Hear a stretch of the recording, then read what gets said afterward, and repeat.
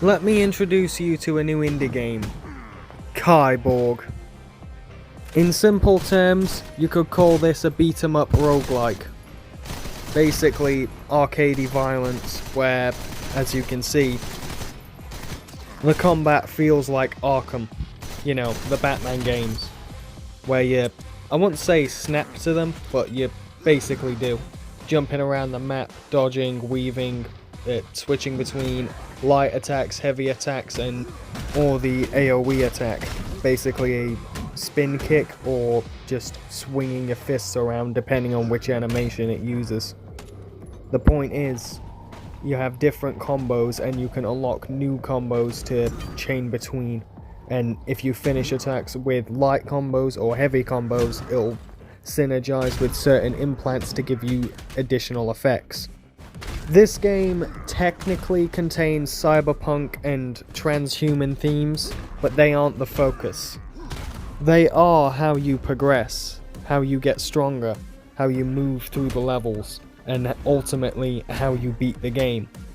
But the focus isn't really on the upgrades you pick, on what they do to you, but on the journey you make, remembering what you lost, why you were there in the first place. So, who is Morgan Lee? A cybernetically enhanced operative, working for and with resistance forces. He is former military, which explains most of his training and probably his cybernetics. Certain cybernetics you unlock are permanent, like the Iron Fist and the Splinter Mine, but it's a little unclear on whether you get these augmentations in the prison or you previously had them and had to unlock them, unrestrict them, like remember they exist and then figure out how to use them again through the meta upgrades. Unclear on which it is, but it is one of those lore questions they will answer in the coming updates. I'm not entirely sure if this was a great decision or not, but I like the AI companion. She constantly breaks the fourth wall, explaining the game mechanics to you. But the question is, how much is she explaining to you as a player, and how much is she explaining to Morgan Lee as a character? Moving on to the enemy design. Most of it is quite simple. You've got your classic melee enemies running at you, charging with whatever they have in their hands, but they do have a fair variety in weapons. Some hold axes, some hold batons, some hold hammers and other kinds of weapons, you know, blunt objects typically. There's plenty of variety among the enemy types and enemy categories.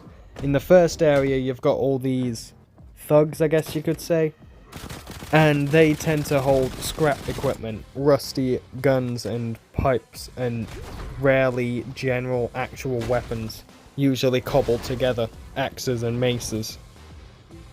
But later on, in areas 2 and 3, even among the same enemy type, there is plenty of variation and variety among what they are. For example, a brute type enemy, as you'll have seen before, there's those taller ones with a giant stick with a slower attack. But they have very distinct attack styles and visuals with the brutes of Area 2, which are much larger, have a lot more muscle mass, a lot less covering, armor, clothing, whatever you want to call it, but have a much heavier stick and tend to hit a lot harder. Whereas the first level enemies tend to hit with blue attacks, the second level enemies tend to hit a lot more often with the yellow attacks, which cost extra to parry and block. As you'll see at the bottom, there's those shields. Right now they're red, that's because I've got a high shield capacity at the moment. And as you see there, when you parry, it costs shields depending on the level, the strength level of the attack.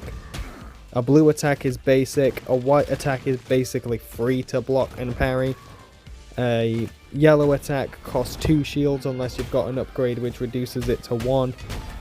And the red attacks typically cost 3 shields or 2 shields with the meta upgrade that reduces parry cost.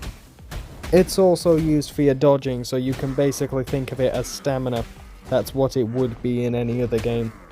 But here it also counts towards blocking, so shields does kind of make sense.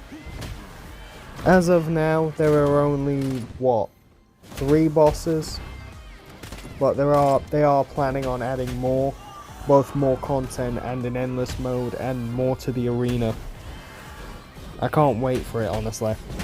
The devs, it's probably going to take a few months. They've already been working on all the crashes and a couple bugs. Speaking of which, there's a bug at the end of the video, which you'll see in about a minute. Sobaka Studios, the creators of Redeemer. It's another action-based beat-em-up / RPG. As you can see, it also has a focus on melee weapons with guns. Something they've clearly adopted into this game, or should I say, adapted.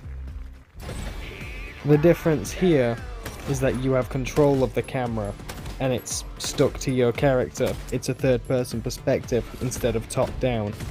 Feels a lot more natural, at least for people like me, who prefer this style of gameplay when playing this style of game. Now, a couple of comments about the final boss. I love it.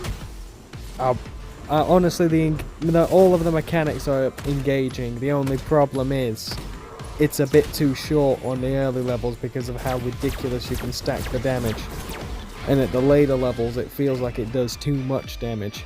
But that's probably just me neglecting to level up health. I know I've only got 130 when the actual maximum is 250. So that's just me. But as you can see, the game isn't perfect. There are a couple bugs. This is the only one I've encountered, other than the fact my game has crashed once in the 20, maybe 30 hours I've played. Either way, I'm done for now. Thank you for watching this episode. I'll see you next time.